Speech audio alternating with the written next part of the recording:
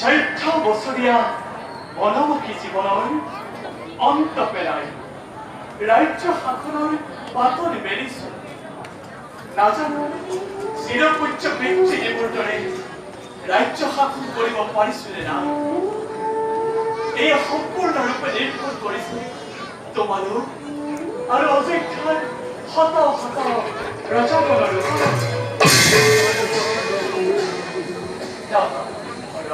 অযোধ্যাৰ সময় গৌৰৱান্বিত চতুৰ্থে বিয়পি পৰিছে তোমাৰ দৰে ৰজা অন্য আমি অযোধ্যাত ৰজা আৰু শত সৈন্য আমি তোমাৰ সঁচা দাদা আজি অযোধ্যাৰ বজাৰ নাই অলপো দুখছে প্ৰতি বজাৰে মুখে মুখে কেৱল তোমাৰে সঁচাকৈ গৌৰৱান্বিত আমি তোমাৰ ভাতৃগণ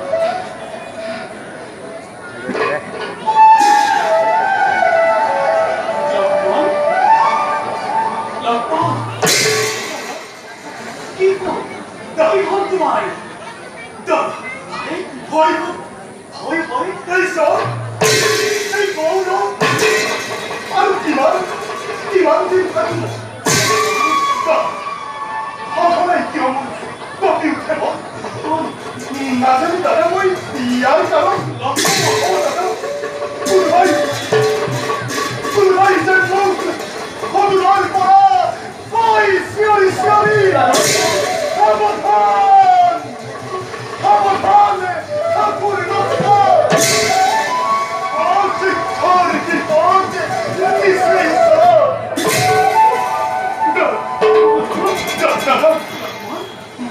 নাজানো দাদা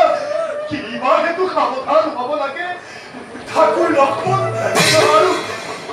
আৰু কিবা বিপদ ঘটে এই অযোধ্যা ৰাজ্য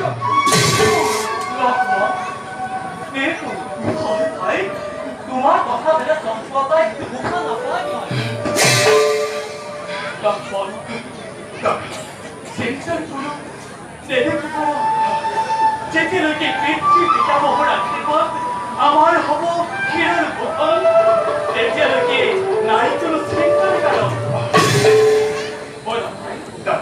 আমি খন্তেক বিশ্ৰাম কৰোঁ বলা বলা বলা দাদা